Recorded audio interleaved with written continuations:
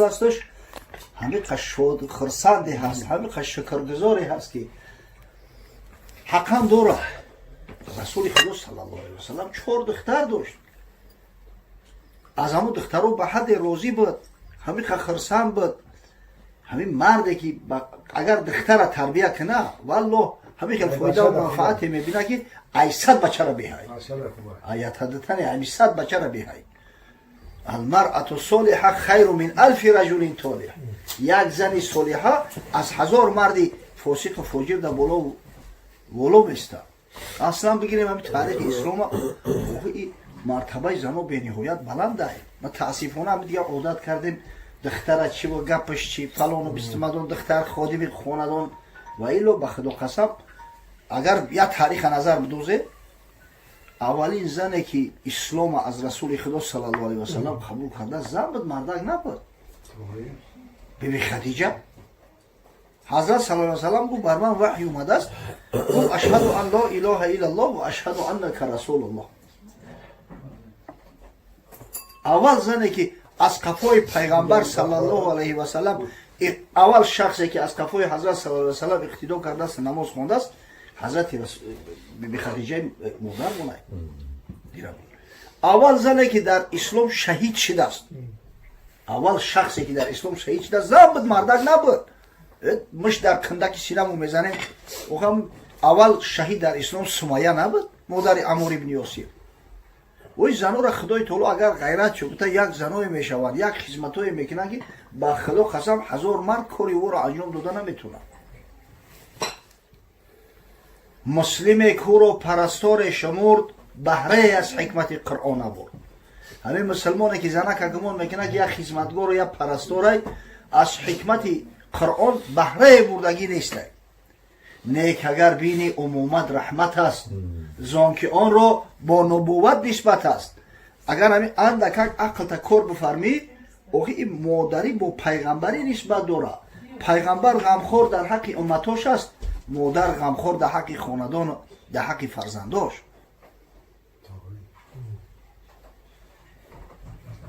یک علیکم السلام. بیا شما بیا بچه.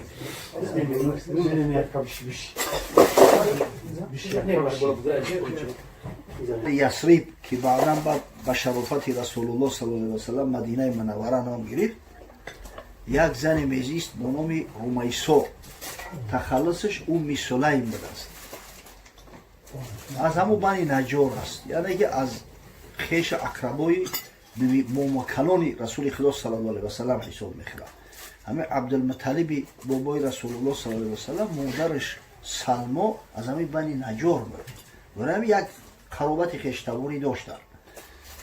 رومیسا میگه وقتی آگاه شد که رسول الله صلی الله علیه و سلم به پیامبری مبعوث شده است در مکه مکرمه است، ولی ندید استش ایمان آورد، مسلمان شد. شوهرش مالک ابن نضر همقدر سیاست کرد، دعوا کرد که گپش قبول نکرد، قهر کرد، دماغش سوخت برمد برفت.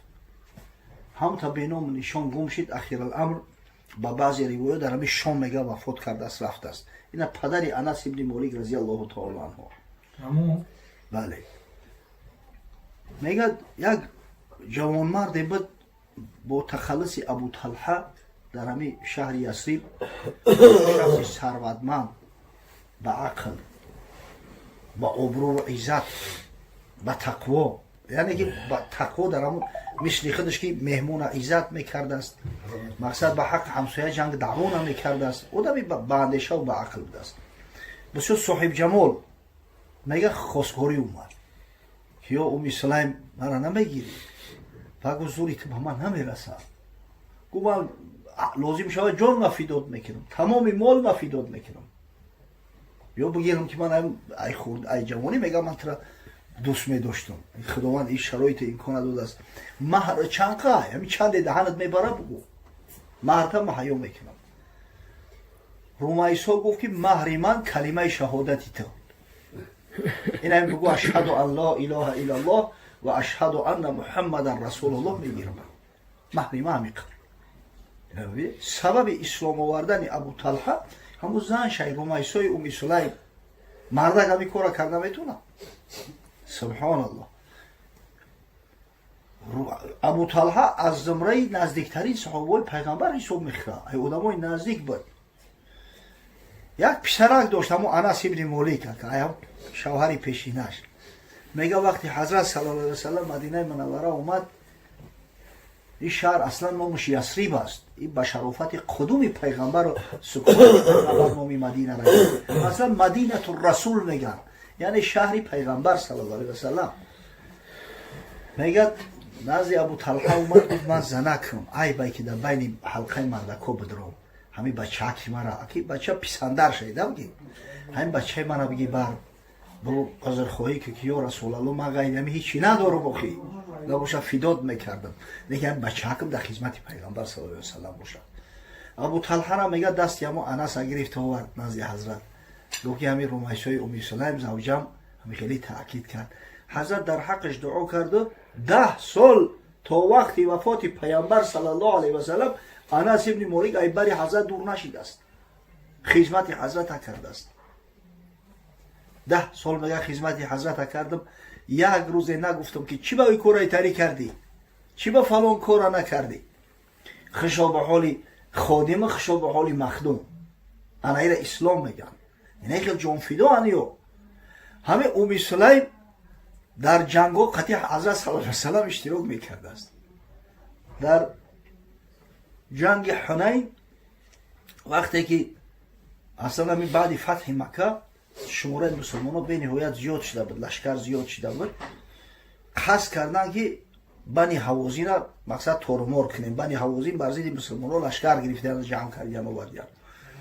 شماره مسلمانان و طرفدارای اسلام زیاد بود، اگه در بینشون کسایی بودن که اسلام نآورده بودن، به خاطر یعنی غنیمت جنگی اومده بودن، او را طلقا میگن. میگه همین وقتی جنگ ده از بس که علیکم السلام بیا بچه بشید، از بس که شماره زیاد بود گمان کردن که پچق میکنه میبنی حوازینا همه اتک کرده اومده استیان. این مردم هم همین مردم جنگوار آخی جنگ دیده زسده کردن در موضع ایده طرف بجا شیدن یا را مقصد که رها کردن که در بین در اومدن با ایده طرف وقتی که تیرشب شو کردن گریختن دیگه در لشکر دیگه یا پلی که غلطید همدیگر را زیری پاک کرده و گریز یک حالتی به حد ناگوار شده می حالت تو به حدی که حضرت صلی الله علیه و سلم میگه ندو کرد یا معشر الانصار، ای انصاری ها در کجایش بود؟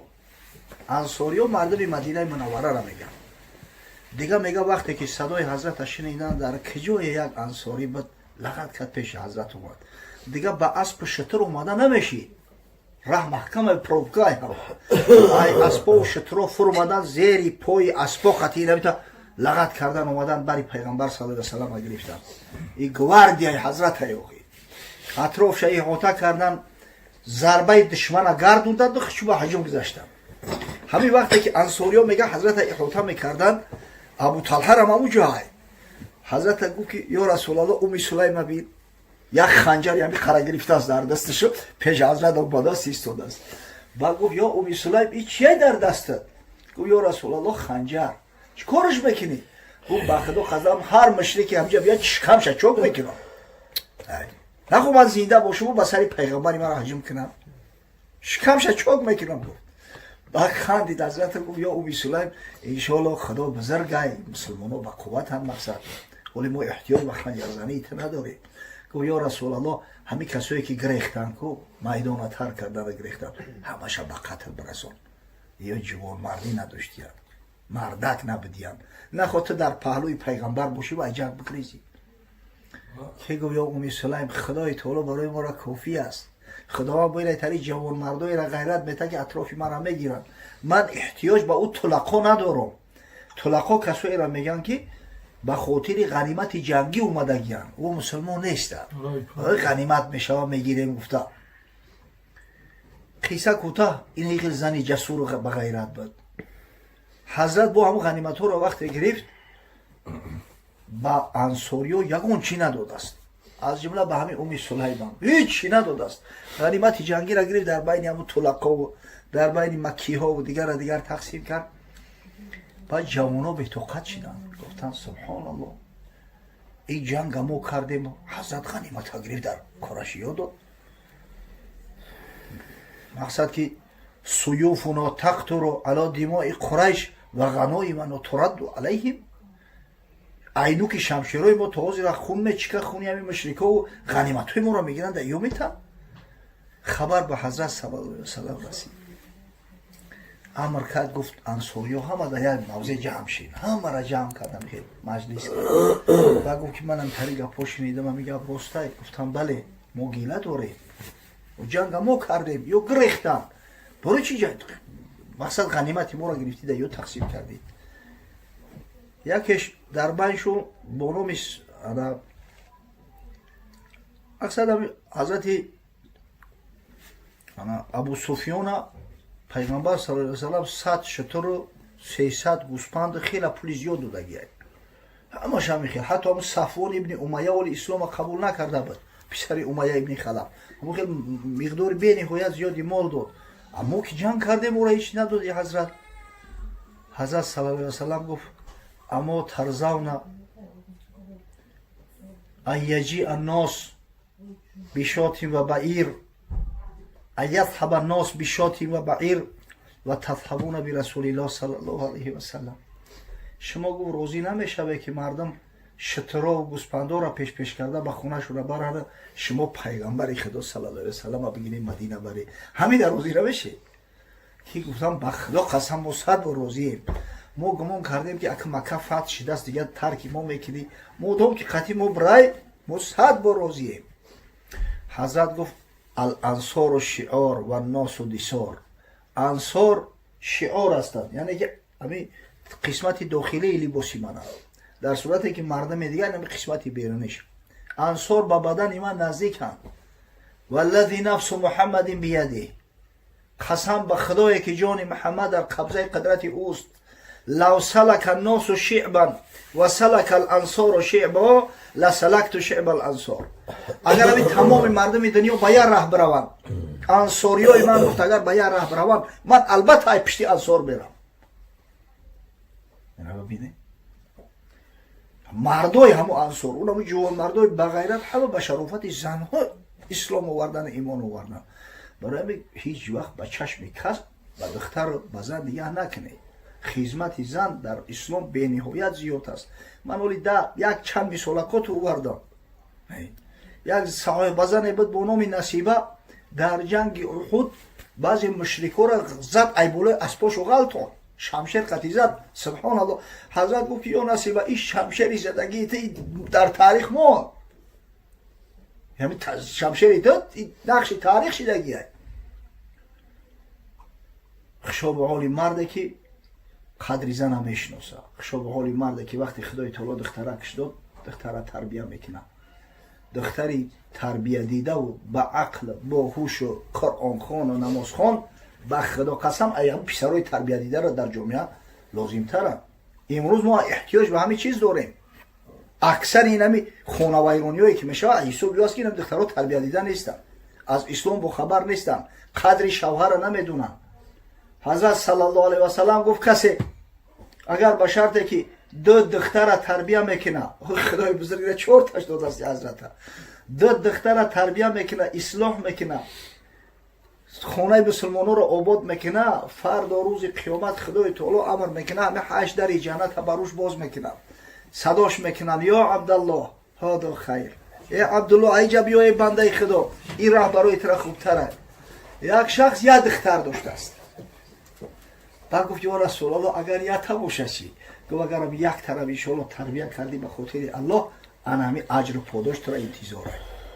سبحان الله. این دست پنهان نیست، عالم السر و الخفیات، زیر و بالا نمیتوانم گفت خالق الارض و السماوات. شکر حمدی تو چند توانم کرد، حافظ فی جمیع حالاتی. هر دعایی که میکنند این بندگان دست به دعا برداشته. پروردگار دعای ما بنده‌های عاجز در این محفل خیر که سنت از سنت‌های حبیبت محمد صلی الله علیه و سلم است، اون است که ارواح گذشته هامون، ارواح گذشته های صاحبای این منزل این محفل رحمت مغفرت کنی. با بیماران پروردگار شفای کامل و عاجل عنایت فرمایی. خداوندا برادرها و فرزندای راهدورمون در پناه امن عصمتت محفوظ بداری و سالم و غانم سربلند تنصحت با دیار بر بگردانی. پروردگارا با بیزنا زن صالحه نصیب گردانی، به فرزندا را صاحب فرزندای خوب و صالحه سازی.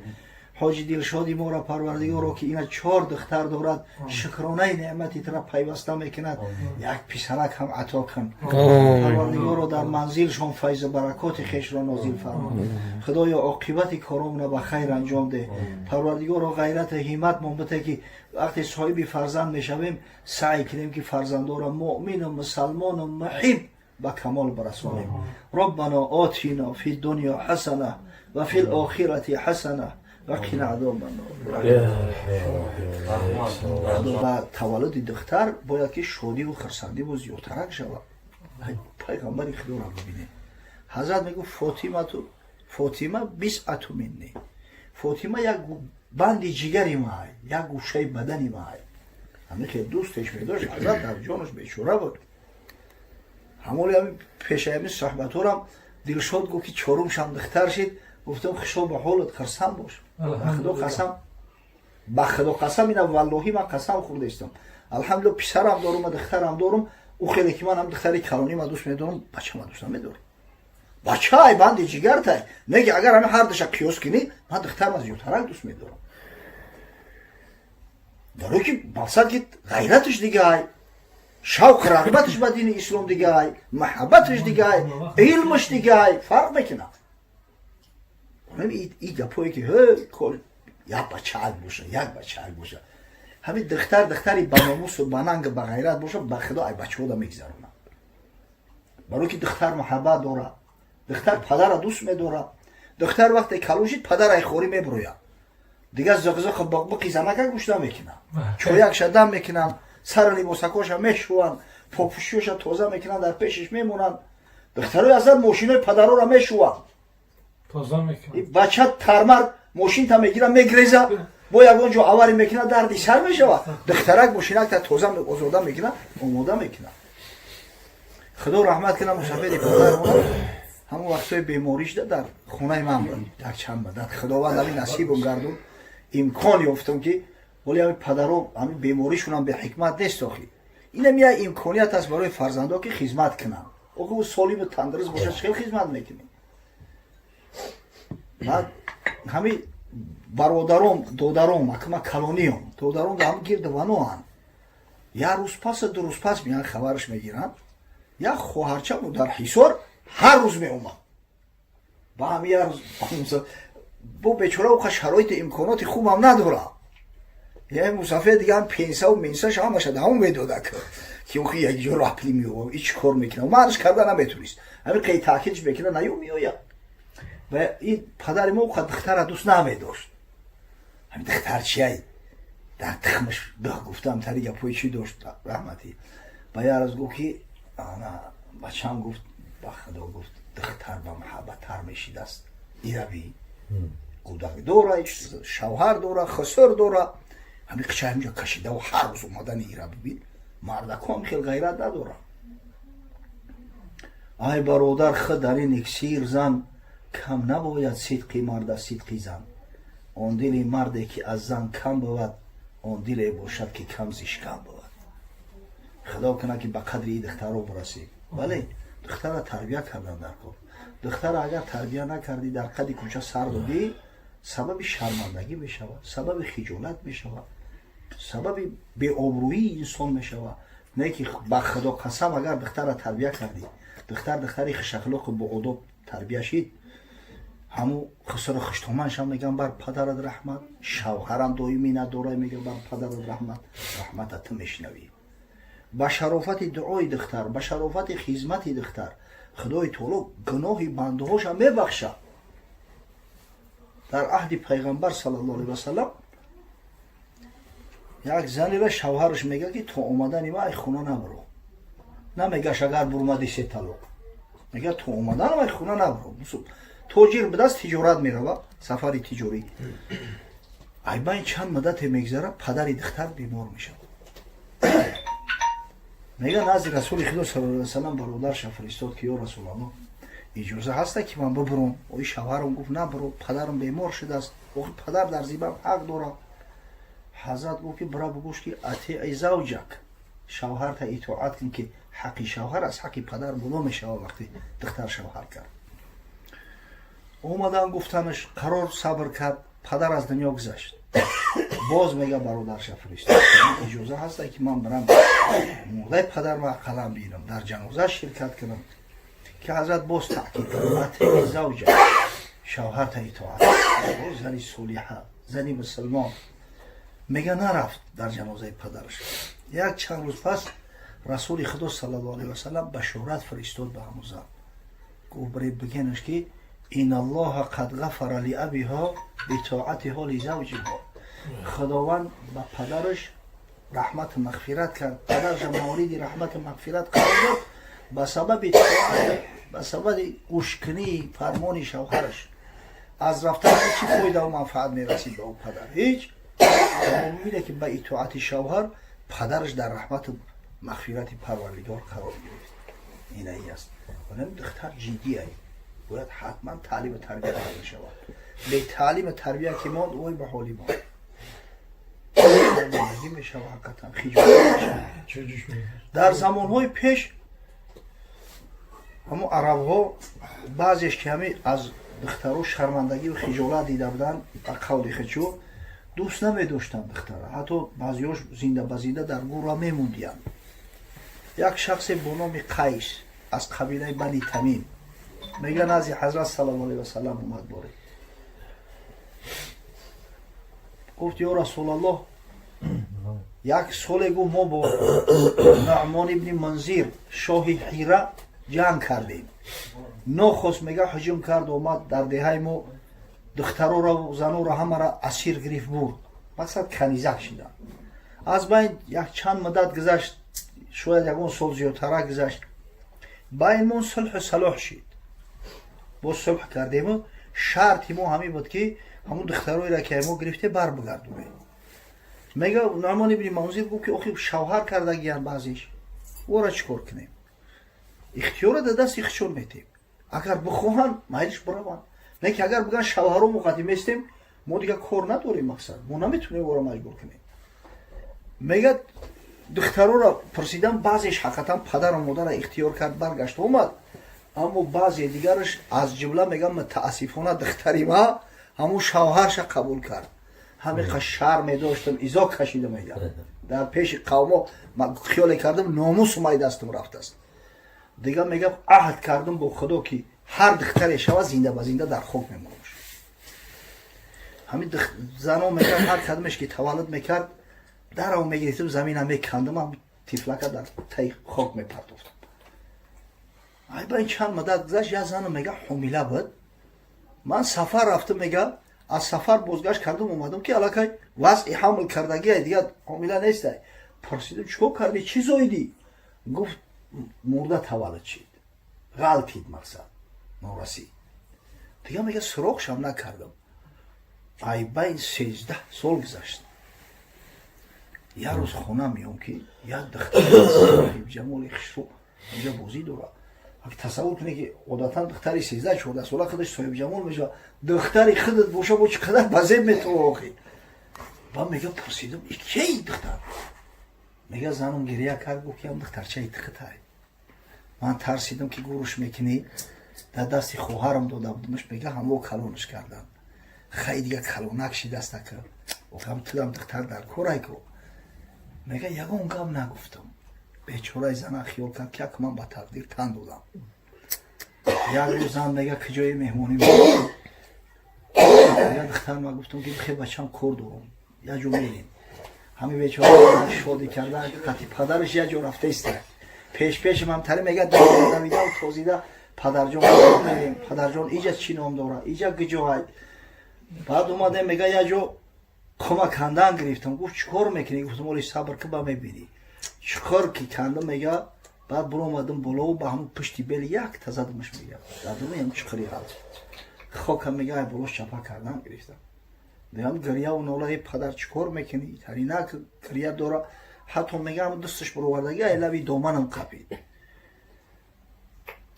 همون میگه که ناموس در ناموسی دنیا من عهد کردگیم اسلام به خدا قسم اسلام بود که همون عربا را از همین بند جهالت ها برآورده باشه در این جهالت قرار داشتن. همون میگه دست شکندم هم تا تای خاکش کردم دل جگرم پوره شد میگه کمی کارا کردم. حضرت هم تا نگهش داره او بای دیده پیامبر صلی الله علیه و سلم ریخت گفت من لا یرحم لا یرحم کسی رحم نداره هیچ وقت خداوند نسبت او ترحم نمیکنه. الراحمون یرحمهم الرحمن. این آدمایی که رحم ترحم دارن رحم جان یو را همیشه الله میخوره. اللهی که رحمان ای صفتش ارحم من فی الارض یرحمکم من فی السما. شما غم جانی همین مردم زمین بخیره نسبت همه غمگسار باشه خدای بزرگی که ملکوت خلق کرده است فکر شما را میکنه و شما را حفظ نگهبانی میکنه. متاسفانه ولی در بین همین مردم رایج است همین قصه را به حضرت عمر نسبت میدن. اصلا یک دروغ محض است. قریشی ها هم در زمان جاهلیت و مشرکی را از بس که از شریعت ابراهیم خلیل علیه السلام یا مقدار مونده بودن و خونه و همین چیز هیچ وقتی کاری جاهلانه را نمیکردن. خاصتا حضرت عمر این عمری هست که در همون زمان جاهلیت شراب خوردگی نیست. چه برسه بهتری جو نسبت یک عاجز یا بیچاره. این عمری هست که وقتی خواهرش فاطمه را میگه هم به غضب یا شپلق زد ای بنیش خون رفت خیس پشتی شوهرش گرفت بله مسلمان شدیم. چی میگوی؟ مسلمان شدیم چی؟ میخوایی همون دین بتپرستی پدرای شما را پیروی کنه. دید وقتی آبی دیده خواهرش و خونی بنیشه شخصی که قصدی کشتن داشت کشتن پیغمبر صلی الله علیه و سلم همه خیل دیگر آرام میشید همین دلش مال از همین رحمت ترحم شد که گفت چی خونده استم ده کاغذ زده شون بود. حضرت خباب ابن عرد رضی الله تعالی عنه صحابه پیغمبرم را آورده است. در همون ورق سوره طه نوشته شدگی بود نه نازل شده است. بعد کاغذ نشانش داد خواست بگیره که گفت نجیسی تو درست نیست ایده قپیده. رفت غسل کرد اومد ایمان آورد بعد دادش کاغذ گرفت چند سطر را خوان گفت سبحان الله اینقدر این سخنای بزرگ اینقدر چیزای پاک و تازه سبب اسلام عمر ابن خطاب که به نامش افتخار میکنه پادشاهای جهان ای شنیدن نامش میلرزیدن اینمی زن شدگی اینمی خواهرش فاطمه. برای همین نسبت زن باید که غمگسار باشیم اندیشه کنیم. همین خیلی که برای پسرت پول صرف میکنی و تربیهش میکنی در دختر زیادتر کردن در کار. دختری که قرآن خونه امکان نداره که یکون فرزندش بیسواد بمونه مجبور شو میکنه نمی شپلاق شفقتی گوشاش نکشیده در بالای قرآن میشونه مجبور شو میکنه قرآن خون میشونه. دختری که مستوره های امکان نداره که دخترای او سطر پوش نباشه.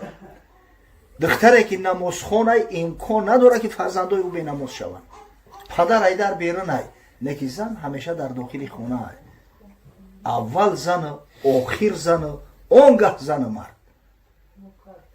پروردگاری فرزنده که مبارک بگردونه برای حاجی و